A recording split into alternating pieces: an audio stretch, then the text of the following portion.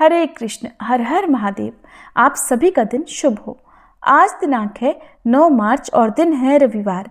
आज आप सुनने वाले हैं फाल्गुन मास महात्म्य के 25वें दिन की कथा। उससे पहले सुनिए कुछ संतों के अद्भुत और बड़े रोचक प्रसंग, जिन्हें सुनकर कुछ हो ना हो लेकिन आपके मन में भगवान के प्रति, ठाकुर जी के प्रति मानसिक सेवा का भाव तो जरूर जागेगा। अगर आपके साथ ऐसा हो तो कमेंट बॉक्स में जरूर बताइएगा। ब्रिज के परम रसिक संत बाबा श्री गौरांग दास जी को एक बार भगवान ने स्वप्न दिया कि मेरा एक विग्रह गिरिराज जी में अमुक स्थान पर है, उसको निकालकर नित्य सेवा करो। बाबा बड़ी प्रेम से ठाकुर जी की सेवा करते। ठाकुर जी भी रोज बाबा से कुछ न कुछ मांगने लगे कि आज मुकुट चाहिए, आज बंशी चाहिए, आज माखन चाहिए, आज बढ़िया पोशाक चाहिए, आज नया बिस्तर चाहिए। बाबा ने कहा, मैं तो एक लंगोटी वाला बाबा, बिना धन के ये सब चीजें मैं कहाँ से लाऊंगा। बाबा चलकर संत श्री जगदीश दास जी के पास गए और सारी बात बताई। उन्होंने कहा कि अपनी असमर्थता व्यक्त कर दो और मानसी में ठाकुर जी की सारी मांगे पूरी कर दिया करो।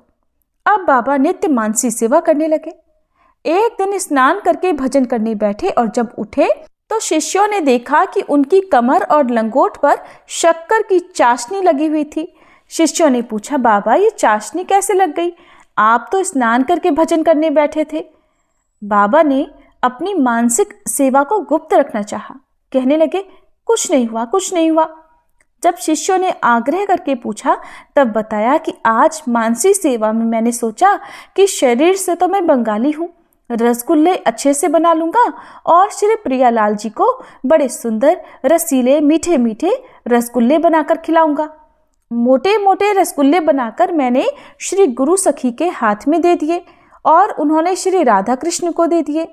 राधा रानी तो ठीक तरह से तोड़ तोड़ कर रसगुल्ले खाने लगी, परंतु नटखट ठाकुर जी ने तो बड़ा सा रसगुल्ला एक ही बार में अपने मुख में डाल लिया और जैसे ही मुख में दबाया तो बगल में सखी रूप में मैं ही खड़ा था। ठाकुर जी के उस रसगुल्ले का रस उड़कर मेरे शरीर पर और मेरे कपड़ों पर लग गया। एक बार भगवत निवास वृंदावन में श्रीपाद गौरांग दास बाबा जी भगवान की कथा कह रहे थे। कथा खुले में होती थी, केवल एक व्यास जी के लिए ही आसन बिछता था और बाकी सारे श्रोता रज में ही बैठा करते। कथा में श्री रास लीला का वर्णन करते हुए कहा कि जब श्री वृंदावन बिहारी जी गोपियों के संग रास कर रहे थे तब देवताओं को तो रास का दर्शन नहीं हुआ, केवल उन्हें एक नीला तेज दिखाई दिया। उस प्रकाश मंडल को देखकर देवताओं ने वहां फूल बरसाए। जैसे उन्होंने ये प्रसंग सुनाया था उसी समय चमकीले सफेद रंग के अलौकिक मोटे मोटे फूल आकाश से बरसने लगे। पहला फूल भागवत जी की पोथी पर गिरा, दूसरा फूल बाबा के सिर पर गिरा और उसके बाद तो पूरा परिसर फूलों से भर गया। चारों ओर दिव्य सुगंध आने लगी। सभी श्रोताओं ने देखा कि ये किस वृक्ष के फूल हैं, ऐसे फूल तो हमने कभी नहीं देखे और ऐसी सुगंध भी कभी नहीं मिली। श्रोताओं में श्री रामकृष्ण दास, जिन्हें पंडित बाबा जी कहते थे, वो भी बैठे हुए थे। उन्होंने श्रोताओं से कहा, गौरांग दास की कथा में ही देवताओं ने फूल बरसाए हैं और ये फूल स्वर्ग के वृक्षों के हैं। बहुत से श्रोता वह फूल अपने साथ ले गए, परंतु 2-3 दिन बाद वह फूल तो अंतर्ध्यान हो गए। ऐसे अंतर्ध्यान हुए कि उनका तो कोई नामो निशान तक नहीं मिल पाया। तो ये थे भगवत निवास के संतों के श्रीमुख से सुने हुए प्रसंग। आपको कैसे लगे कमेंट बॉक्स में जरूर बताइएगा।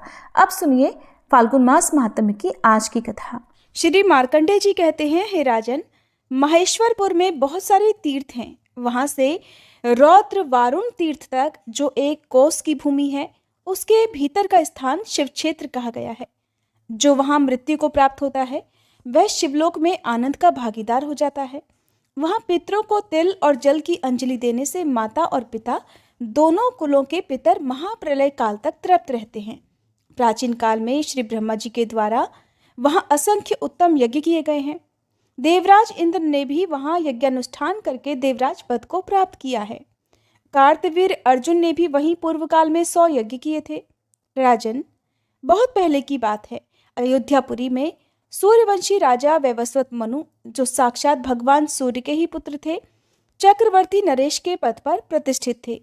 वे सदा यज्ञ और दान में तत्पर रहते थे। उनके शासनकाल में उत्तमपुरी अयोध्या के भीतर मृत्यु, रोग और वृद्धावस्था का कष्ट किसी को नहीं होता था। उसके बाद उन्हीं के वंश में परम धर्मात्मा राजर्षि सालंकायन हुए, जिनके राज्यकाल में पूरी पृथ्वी सत्य, श्यामला और धन धान्य से संपन्न थी। गौवें स्वयं ही इच्छानुसार दूध दिया करती थी।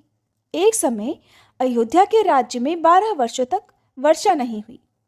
संपूर्ण देशवासी, मनुष्य और पशु पक्षी भूखों मरने लगे। घास फूस, तिनके, लता, बेलें और 4 प्रकार के जीव समुदाय भी नष्ट प्राय हो गए। उस समय देवता, असुर तथा मनुष्यों में बड़ा भारी हाहाकार मच गया। हे युधिष्ठिर, अपने देश पर आई हुई इस आपत्ति को देखकर राजर्षि सालंकायन को बड़ी चिंता हुई। उन्होंने सोचा कि जन्म से लेकर अब तक मेरे द्वारा कोई भी पाप नहीं हुआ। मैं तो सदा संसार सागर से पार उतारने वाले भगवान श्रीहरि का पूजन किया करता हूँ। ब्राह्मण और ऋषि मुनियों को भी मैंने इच्छानुसार तृप्त किया है, फिर भी मेरे राष्ट्र में ये विपत्ति क्यों आई होगी? इस प्रकार विचार करते हुए राजा ने बृहस्पति जी के समान बुद्धिमान ब्रह्मवादी वशिष्ठ मुनि को भक्तिभाव से साष्टांग प्रणाम करके पूछा, हे ब्राह्मण, ये 12 वर्षों की अनावृष्टि क्यों हुई है? मेरे राज्य में इतना भीषण अकाल क्यों पड़ गया? वशिष्ठ जी कहने लगे, महाबाहो, जन समुदाय में महर्षियों के वचन सुनकर उसी के अनुसार कोई उपाय अवश्य करना चाहिए। तब राजा ने जनसभा में आसन पर बैठे हुए महर्षियों के पास जाकर उस अकाल का कारण पूछा। उनके पूछने पर महर्षिगण इस प्रकार बोले कि राजन, भूत और भविष्य काल के तत्व को जानने वाले गुरु और महात्मा मार्कंडेय मुनि के आश्रम पर जाकर ब्राह्मणों के साथ इस प्रश्न पर विचार करो। वे मुनि जो जो धर्म तुम्हें बताएं, उनका तुम्हें पालन जरूर करना चाहिए। इसके बाद राजा सालंकायन ब्राह्मणों के साथ दिव्य रथ पर आरूढ़ होकर नर्मदा नदी के तट पर गए और वहां मुनियों के साथ बैठे हुए मुझ मार्कंडेय को प्रणाम करके बैठ गए। तब मैंने उनसे कुशल मंगल पूछा। राजा कहने लगे कि हे ब्राह्मण, आज आपके चरणार बिंदों का दर्शन करने से मैं सकुशल हूँ, परंतु भविष्य में मेरे राष्ट्र का क्या होगा, ये बात मुझे सदा पीड़ित किए रहती है। मैंने कहा कि प्रजा के कुमार्गामी होने से, देवताओं और ब्राह्मणों को कष्ट पहुंचाने से तथा वर्णाश्रम धर्म का लोप करने से जो महान अधर्म होता है, वो धर्म को हानि पहुंचाता है। इसलिए इस संकट से बचने के लिए और मुक्ति पाने के लिए तुम नर्मदा के तट पर आकर रुद्र यज्ञ करो और महादेव जी की विधि पूर्वक आराधना करो। इससे वर्तमान उपद्रव की शांति हो जाएगी। बादल इच्छा के अनुसार वर्षा करेंगे और पुनः सृष्टि का सारा कार्य पहले की तरह चलने लगेगा। तुम भी पाप दोष से मुक्त हो जाओगे और राज्य तथा स्वर्ग पाओगे। मुनि का ये वचन सुनकर राजा ने मुनियों सहित मुझे नमस्कार किया और कहने लगे, महामुने, आपने कृपापूर्वक जो कुछ बताया है उसे मैं अपने ऊपर आपका बहुत बड़ा अनुग्रह मानता हूँ।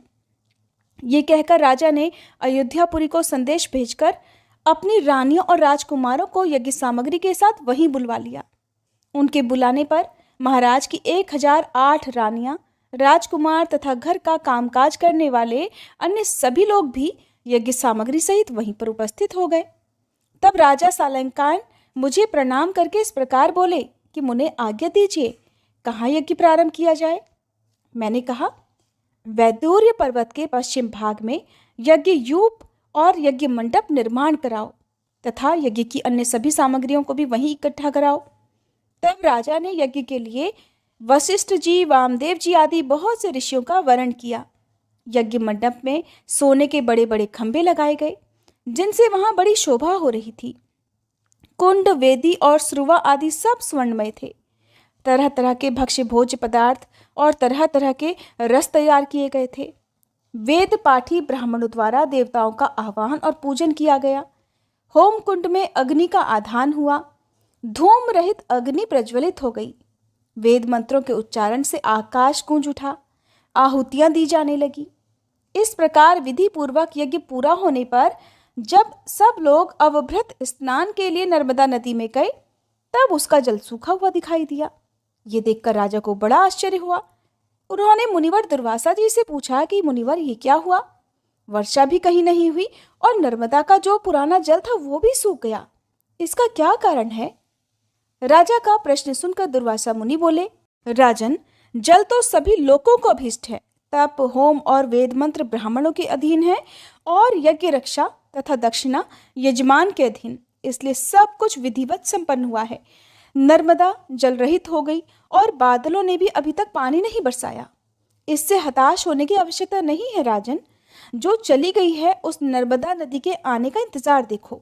तब राजा ने नर्मदा जी की स्तुति इस प्रकार प्रारंभ की कि हे सुरेश्वरी, आपको नमस्कार है। शंकरात्मजे, आपको नमस्कार है।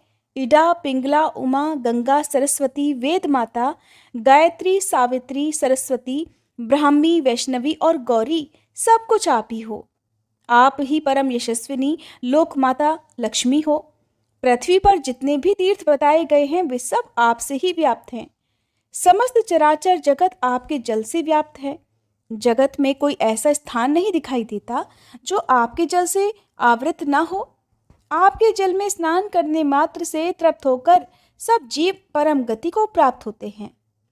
अमित तेजस्वी राजा के मुख से इस प्रकार स्तुति सुनकर नर्मदा देवी ने उन्हें प्रत्यक्ष दर्शन दिया और कहने लगी, राजन, तुम्हारे मन में जो इच्छा हो उसके अनुसार वर मांगो। तब राजा ने हाथ जोड़कर कहा कि देवी, आप 7 पूर्व के और 7 दूसरे प्रवाहों को अक्षय कर दीजिए। नर्मदा जी बोली, राजन, लो, ये वरदान मैंने तुम्हें यथार्थ रूप से दे दिया। ऐसा कहकर सरिताओं में श्रेष्ठ नर्मदा जी जल राशि से परिपूर्ण होकर विस्तृत प्रवाहों से बहने लगी। राजा सालंकायन का ये अद्भुत कर्म देखकर सत्य धर्मपरायण सभी महर्षि उनकी प्रशंसा करने लगे। इसके बाद उन सब ने नर्मदा नदी में स्नान, आह्वान, जलपान और पितृ तर्पण किया। इसके बाद सर्वस्व दक्षिणा पाए हुए ब्राह्मणों ने वह यज्ञ समाप्त किया। जो जिस वस्तु की कामना करता उसे वही वस्तु दी जाती थी। इसके बाद शिवालय में जाकर समस्त मनोवांछित फलों को देने वाले देव पूजित महेश्वर लिंग में स्थित भोग मोक्ष प्रदाता उमा महेश्वर का राजा ने विधि पूर्वक पूजन किया। पूजा में प्रत्येक उपचार ओम महेश्वराय देवाय शंभवाय नमो नमः इस मंत्र से ही चढ़ाया गया। पूजा समाप्त होने पर राजा वहीं हाथ जोड़कर खड़े हो गए। इसके बाद नर्मदा देवी भगवान शंकर के चरण के नीचे से प्रकट हुई। उनका वह प्रवाह संपूर्ण देवताओं द्वारा पूजित हुआ। इसके बाद संतुष्ट हुए महादेव आदि सभी देवतागण बोले, राजन, तुम अब मनवांछित वर मांगो। उनके ऐसा कहने पर राजा सालंकायन कहने लगे कि देवताओं, आप लोग कभी भी इस स्थान का परित्याग मत कीजिएगा। हमारे राज्य में अकाल आदि दोषों से पीड़ित प्रजा का कष्ट दूर हो और वह सदा फले फूले। इसके सिवा इस स्थान पर आहवनी अग्नि स्वयं ही सदा विद्यमान रहे। राजा की बात सुनकर देवतागण कहने लगे कि राजन, तुमने जो कुछ कहा है वह सब पूरा होगा। ऐसा कहकर सब देवता वहां से अंतर्ध्यान हो गए। राजा का राज्य पुनः वृद्धि को प्राप्त हुआ और देवराज इंद्र इच्छानुसार वर्षा करने लगे। वह यज्ञ पूरा करके राजा सालंकायन अपने मंत्रियों तथा अंतःपुर की रानियों के साथ देव निर्मित अयोध्यापुरी में लौट आए। युधिष्ठिर, इस प्रकार मैंने तुम्हें उमा महेश्वर तीर्थ का महात्म्य भी सुनाया है।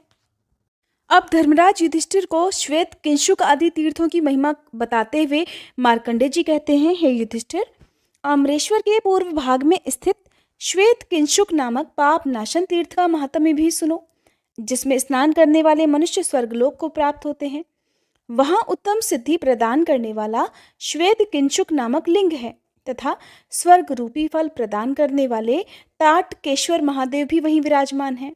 इसके बाद वर्ण नाम से प्रसिद्ध एक दूसरा पापनाशक तीर्थ भी है, जहां लोक में वर देने वाले त्रयंबक महादेव विराजमान हैं।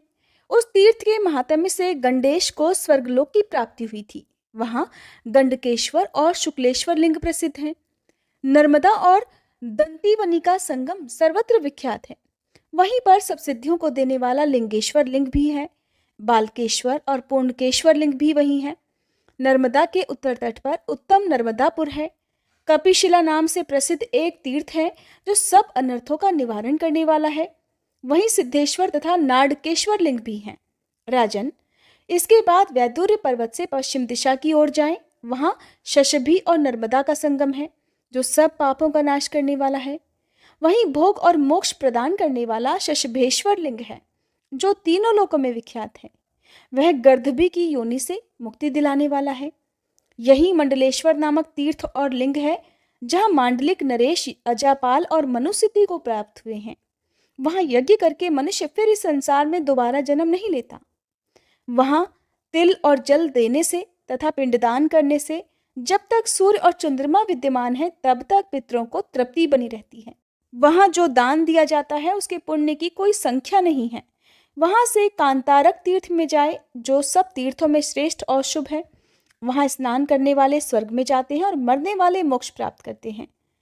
त्रेता युग में रघुवंशी राजकुमार श्री राम और लक्ष्मण जी मिथिलेश कुमारी सीता जी के साथ यहाँ आकर नर्मदा के पार हुए थे।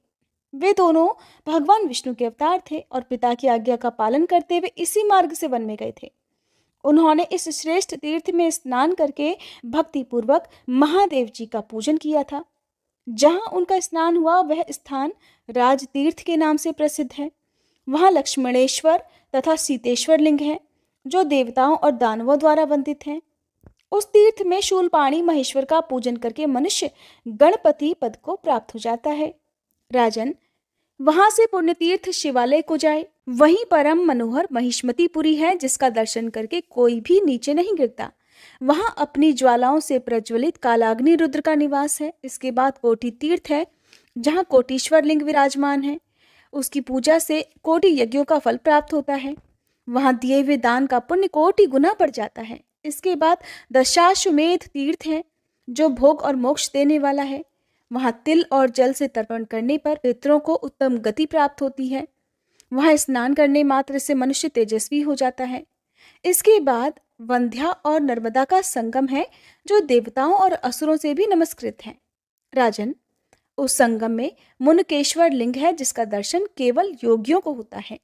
इन सभी लिंगों और तीर्थों का भक्तिभाव से पूजन करके मनुष्य ब्रह्मत्या आदि पापों से मुक्त हो जाता है। इतना ही नहीं, वह अंत में शिवलोक को प्राप्त होता है और उसके पितरों को भी स्वर्गलोक में स्थान मिल जाता है। मार्कंडेय ऋषि धर्मराज युधिष्ठिर को बहुत सारे तीर्थों के बारे में बता रहे हैं। इसी क्रम में मार्कंडेय जी आगे कहते हैं कि हे राजन, इसके बाद सर्वदेव वंदित गौरीखंड की यात्रा करें। वहां स्नान करके मनुष्य सब तीर्थों का फल पाता है और उसमें तिल और जल से तर्पण करने पर पितरों को अक्षय तृप्ति मिलती है। गौरीखंडेश्वर नामक मणिमय लिंग जल के मध्य भाग में स्थित है। मनुष्य उसका दर्शन नहीं कर पाते, वह देवताओं द्वारा पूजित होता है। वहाँ कुमारेश्वर नामक शिवलिंग भी प्रतिष्ठित है। साथ ही भोग और मोक्ष देने वाला मयूरेश्वर लिंग भी है जिसके महात्म्य से मयूरगण स्वर्गलोक को प्राप्त हुए हैं। उनके पूजन से तिर्यक योनि की प्राप्ति नहीं होती। इसके बाद करमर्दा संगम में स्नान करने के लिए जाए। युधिष्ठिर, उस तीर्थ में जिसने स्नान कर लिया वो फिर इस संसार में दोबारा जन्म नहीं लेता। करमर्दा में स्नान करके करमर्देश्वर लिंग का पूजन करना चाहिए। वहां पितरों का तर्पण करने से मनुष्य स्वर्गलोक को प्राप्त होता है। मार्कंडेय जी की बात सुनकर धर्मराज युधिष्ठिर ने कहा, हे मुने, राजाओं में श्रेष्ठ मानधाता तीनों लोकों में विख्यात हैं। मैं उन बुद्धिमान राजा का चरित्र भी सुनना चाहता हूँ। तब मार्कंडेय जी कहने लगे कि महाभाग, इक्ष्वाकु वंश में एक युवनाश्व नाम के राजा हुए हैं। बहुत समय तक उन राजा की कोई भी संतान नहीं हुई। तब उन्होंने अपना राज्य अपने मंत्रियों के अधीन करके वन में प्रवेश किया और शास्त्रोक्त विधि से अपने मन का संयम करके फल मूल खाते हुए बड़ी भारी तपस्या की। एक दिन की बात है, वे राजा प्यास से व्याकुल हो गए। उनका गला सूखने लगा। तब वे पानी पीने के लिए आश्रम के अंदर गए। रात का समय था, सब लोग सो गए थे, इसलिए उनके मांगने पर भी किसी ने उनसे बात नहीं की। वहीं पर किसी शक्तिशाली ऋषि ने उन्हीं राजा युवनाश्व को पुत्र की प्राप्ति के लिए मंत्रों से अभिमंत्रित करके एक जल से भरा हुआ कलश स्थापित करके रखा हुआ था। प्यास से व्याकुल राजा ने जब वह जल से भरा हुआ कलश देखा तो बड़ी तेजी से उस ओर दौड़े और उस जल को पीकर वहीं सो गए। प्यास से व्याकुल राजा उस शीतल जल को पीकर बहुत सुखी हुए। इसके बाद मुनियों को ये बात पता चली तो उन्होंने क्रोधित होकर पूछा कि किसने इस कलश का जल पिया है। युवनाश्व ने कहा, महात्माओं, ये काम तो मैंने ही किया है। तब महर्षि भार्गव बोले कि राजन, ये जल तुम्हारे पुत्र होने के उद्देश्य से तपस्या से संचित और अभिमंत्रित करके रखा गया था। इससे महाबलवान और तपोबल से युक्त सर्वधर्म परायण पुत्र का जन्म हो। इस संकल्प से मंत्र युक्त विधि के द्वारा इस जल का संस्कार किया गया था और ये तुम्हारे पीने योग्य नहीं था। आज तुम्हारे द्वारा जो काम हुआ है वह अवश्य ही प्रारब्ध से प्रेरित है। महाराज, अब इस जल को पीने से तुम गर्भवान हो जाओगे। इसके लगभग 100 वर्षों के बाद राजा युवनाश्व की बाईं कोख फाड़कर सूर्य के समान तेजस्वी पुत्र उत्पन्न हुआ, लेकिन फिर भी राजा की मृत्यु नहीं हुई। उस समय महातेजस्वी देवराज इंद्र उस बालक को देखने के लिए आए। देवतागण पूछने लगे कि हे देवराज, अब ये किसका दूध पिएगा? तब देवराज इंद्र बोले, एष मां धाता, अर्थात ये मुझे ही पान करेगा। ऐसा कहकर उन्होंने उस नन्हे से बालक के मुंह में अपनी तर्जनी उंगली डाल दी। अब वह नन्हा सा शिशु बड़ी खुशी के साथ उस उंगली का अमृत रस पीने लगा। इसके बाद देवराज इंद्र ने उसका नाम मानधाता रख दिया। इस प्रकार बालक मानधाता 16 वर्षों तक देवराज इंद्र की तर्जनी पी पी कर ही बढ़ता रहा। उसे आयुर्वेद आदि दिव्य शास्त्रों का ज्ञान केवल उनके चिंतन से ही हो गया था। आजगव नामक धनुष, सींग के बाण और अभेद्य कवच ये तत्काल उनके पास अपने आप ही उपस्थित हो गए। देवराज इंद्र ने सभी देवताओं के साथ मानधाता का अभिषेक किया। महाराज, मानधाता ने धर्म से संपूर्ण लोकों को उसी प्रकार व्याप्त कर लिया जैसे भगवान श्री विष्णु ने अपने 3 पगों से संपूर्ण त्रिलोकी को नाप लिया था। उन महात्मा का शासन चक्र अप्रतिहत गति से चलता था। सैकड़ों राजा उनकी सेवा में स्वयं उपस्थित रहते थे। इस प्रकार उनका समूची पृथ्वी पर एक छत्र अधिकार था। उन्होंने प्रचुर दक्षिणा वाले अनेकों यज्ञों द्वारा भगवान का यजन भी किया। उन प्रसन्नचित परम बुद्धिमान और अमित तेजस्वी राजा ने अतिशय धर्म का अनुष्ठान करके देवराज इंद्र के आदि सिंहासन को प्राप्त किया था। उन्होंने धर्मपूर्वक पृथ्वी का पालन किया। उन महात्मा का राज्य 10 करोड़ वर्षों तक चलता रहा। एक बार 12 वर्षों तक वर्षा नहीं हुई। उस समय राजा मानधाता ने वज्रपाणी इंद्र के देखते ही देखते अपने राज्य की खेती को बढ़ाने के लिए बलपूर्वक वर्षा करवा ली। वहीं महाराज मानधाता का ये देव स्थान है। उन्हीं के पुण्यतम देश में अमरकंटक पर्वत देखा जाता है। उन्होंने अमरकंटक पर ओंकारेश्वर शिव के आगे 100 यज्ञों का अनुष्ठान करके इस प्रकार स्तुति की कि जगत की उत्पत्ति करने वाले हे परमेश्वर, आप ही कालगति के प्रवर्तक हैं, आप ही संसार स्वरूप और संसार का संहार करने वाले हैं। आपको नमस्कार है। ओम महादेव जी को नमस्कार है। भगवान शंभु और भव को नमस्कार है। 3 नेत्र और 3 मूर्ति धारण करने वाले तीनों लोकों के स्वामी आपको नमस्कार है। काल रहित, जरा रहित और मृत्यु रहित आपको बारंबार नमस्कार है। जो लोग हर दिन आदिदेव भगवान ओंकारेश्वर का ध्यान करते हैं, उनकी इस संसार सागर में पुनरावृत्ति नहीं होती। काल रूपधारी ओंकार स्वरूप उमानाथ महादेव जी ने यह स्तुति सुनकर राजा मानधाता को दर्शन देकर कहा, सुव्रत, तुम कोई वर मांगो। राजा मानधाता ने हाथ जोड़कर उन्हें प्रणाम किया और कहने लगे, हे देवेश्वर, वैदूर्य नाम से प्रसिद्ध ये शैलराज मानधाता नाम धारण करे और आपकी कृपा से देव स्थान बन जाए। यहाँ जो मनुष्य दान, तप, पूजा तथा प्राण विसर्जन करे वे शिवधाम के निवासी हों। राजा मानधाता का ये वचन सुनकर महादेव जी कहने लगे, राजन, मेरी कृपा से ये सब कुछ होगा। इस प्रकार वरदान पाकर महाराज मानधाता अपनी पुरी को वापस लौट गए। हे युधिष्ठिर, ये सब मानधाता का उत्तम चरित्र मैंने तुम्हें बताया। इस तीर्थ के महात्म्य से मानधाता आदि राजा संपूर्ण मनोवांछित कामनाएं प्राप्त करके भगवान श्री विष्णु के धाम में विहार करते हैं। आगे मार्कंडेय जी कहते हैं, हे राजन, सतयुग में बलि नाम से प्रसिद्ध एक श्रेष्ठ दैत्य हुए। उनके महापराक्रमी पुत्र का नाम बाणासुर था। वह अपनी सहस्त्र भुजाओं के कारण विख्यात था। उसने 1 सहस्त्र दिव्य वर्षों तक महादेव जी की आराधना की, जिससे संतुष्ट होकर एक दिन महादेव जी ने कहा कि वत्स, तू कोई श्रेष्ठ वर मांग ले। तब बाणासुर कहने लगा, प्रभु, मेरा नगर दिव्य और संपूर्ण देवताओं के लिए अजेय हो। आपको छोड़कर दूसरे किसी देवता के लिए यहाँ प्रवेश पाना अत्यंत कठिन हो। मेरा ये नगर मेरे स्थिर होने पर स्थिर रहे और मेरे चलने पर वह मेरे साथ साथ चले, सर्वथा मेरे मन के अनुकूल बना रहे। बस मुझे यही वर दीजिए। महादेव जी ने कहा, तथास्तु। इसके बाद भगवान विष्णु ने भी बाणासुर से कहा कि अगर महादेव जी ने तुम्हें एक पुर तुम्हारे मन के अनुरूप दिया है तो मैं भी तुम्हें वैसा ही दूसरा पुर अर्थात नगर देता हूँ। इसके बाद दोनों देवता श्री विष्णु और शिव जी ने एकत्र होकर कहा, बाणासुर, अब तुम शीघ्र ही ब्रह्मा जी के पास भी जाओ। तब बलि का पुत्र ब्रह्मा जी के पास भी गया। ब्रह्मा जी ने उसे हृदय से लगाया और कहा, वत्स, भगवान शिव और विष्णु जी दोनों ने तुम्हें एक एक पुर प्रदान किया है, इसलिए मैं भी तुम्हें वैसा ही एक और पुर देता हूँ। इन तीनों पुरों को प्राप्त करके बाणासुर त्रिपुर के नाम से विख्यात हुआ। हे धर्मराज, इस प्रकार वरदान पाकर सहस्त्र अर्थात 1000 भुजाओं के विस्तार से शक्तिशाली बना हुआ बाणासुर समस्त देवताओं के लिए अवध्य हो गया। कोई भी देवता उसका वध नहीं कर सकते थे। उसने यक्ष, विद्याधर, देव, दानव, गंधर्व और राक्षसों के समस्त निवास स्थानों को नष्ट कर दिया। वहां की यज्ञ वेदिकाएं तोड़फोड़ डाली। देवराज इंद्र की अमरावतीपुरी को उजाड़ दिया। उसके अत्याचार से परेशान होकर सब देवता महादेव जी के पास गए और हाथ जोड़कर कहने लगे, हे भगवान, आपने श्री विष्णु ने तथा श्री ब्रह्मा जी ने भी बाणासुर को वरदान देकर अजय बना दिया है। प्रभु, उसके साथ युद्ध करने की शक्ति अब किसी में भी नहीं है। जो भी उसके सामने खड़ा होगा वो उसे भस्म कर सकता है। तब महादेव जी कहने लगे, हे देवताओं, तुम सब लोग 30 करोड़ की संख्या में हो और बड़े बलवान हो। सब लोग संगठित हो जाओ और यत्नपूर्वक त्रिपुर का विनाश कर दो। ये सुनकर सब देवता अपने तीखे अस्त्र शस्त्र लेकर बाणासुर के यानी त्रिपुर के पास गए, किंतु उस दैत्य ने सभी देवताओं को क्षण भर में ही परास्त कर दिया। उन सब के अस्त्र शस्त्र भी छीन लिए। देवताओं के पांव उखड़ गए और वे निराश होकर फिर से महादेव जी के पास गए। महादेव जी ने पूछा कि बताइए, आप सभी ने वहां जाकर क्या किया?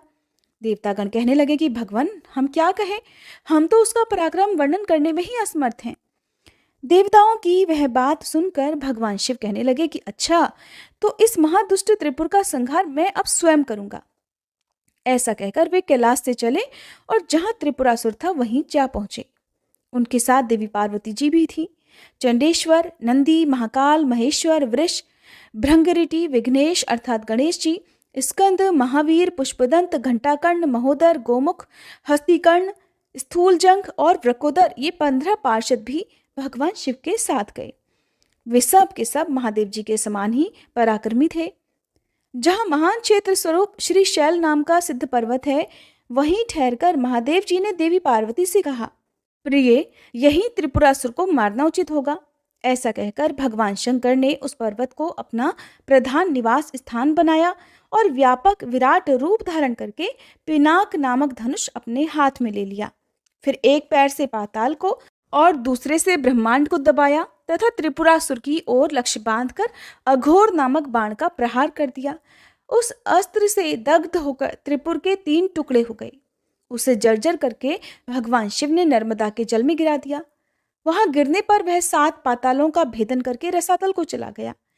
इससे वहां जालेश्वर नामक तीर्थ प्रकट हुआ, जो तीनों लोकों में विख्यात है। जालेश्वर देव का पूजन करने से मनुष्य ब्रह्म हत्या से मुक्ति पा जाता है और कोटि सहस्त्र कल्पों तक भगवान शिव के धाम में सुखपूर्वक निवास करता है। जो वहां स्नान करते हैं वे तो स्वर्ग में जाते हैं। जो मृत्यु को प्राप्त होते हैं उनका पुनर्जन्म नहीं होता। हे युधिष्ठिर, वहां तिल और जल से तर्पण करने तथा पिंडदान देने से जब तक भगवान शंकर और नर्मदा जी स्थित हैं, तब तक पितर भी तृप्त रहते हैं। कालाग्नि रुद्र के समान प्रज्वलित त्रिपुर नाशक अघोरास्त्र को नर्मदा के सिवा भला दूसरा कौन धारण कर सकता है? इस प्रकार अघोरास्त्र से छूटा हुआ बाण जाल ही जालेश्वर अर्थात बाणलिंग नाम कहलाया। अपने तीनों पुरों के दग्ध होने पर बाणासुर भयभीत होकर भगवान शिव की इस प्रकार स्तुति करने लगा कि हे अनादिदेव ईश, आपको नमस्कार है। हे विघ्नेश्वर, आपको नमस्कार है। महेश्वर, आपको नमस्कार है। सर्वज्ञ अज्ञान हारी हर, हे ज्ञानदाता शिव, आपको नमस्कार है। अनंत गुणमय रत्नों से विभूषित आप परमेश्वर को नमस्कार है। परात्पर, परातीत, उत्पत्ति और पालन करने वाले हे शिव, आपको नमस्कार है। सब प्रयोजनों की सिद्धि के साधनभूत हे विश्वनाथ, आपको नमस्कार है। धनंजय, निराधार, स्वभाव से ही उपद्रव रहित आपको नमस्कार है। सदा प्रसन्न रहने वाले हे परमेश्वर, आप संपूर्ण योगों के स्वामी हैं, आपको नमस्कार है। हे भूतनाथ, जगन्नाथ, सर्वाधार, आपको नमस्कार है। सृष्टि, संहार, मोक्ष और 7 पातालों के आश्रय, आपको नमस्कार है। त्रिनेत्र और त्रिशूल धारण करने वाले त्रिलोक स्वरूप आपको नमस्कार है। हे चंद्रशेखर, देवता और असुर दोनों आपके चरणों में नतमस्तक होते हैं, आपको नमस्कार है। हे महाप्रभु, मैंने अपनी जिह्वा की चंचलता के कारण आपके विषय में कुछ भी कहने की धृष्टता की हो तो आप उसे क्षमा कीजिए। आपके गुणों का वर्णन करने में भला कौन समर्थ है। मार्कंडेय जी कहते हैं कि हे धर्मराज, बाणासुर द्वारा की हुई इस स्तुति को सुनकर भगवान शिव उस पर प्रसन्न हो गए और इस प्रकार बोले कि दैत्यराज, सेवा अपराध जनित तुम्हारा ये दोष अब क्षमा कर दिया गया, अब तुम कोई वर मांगो।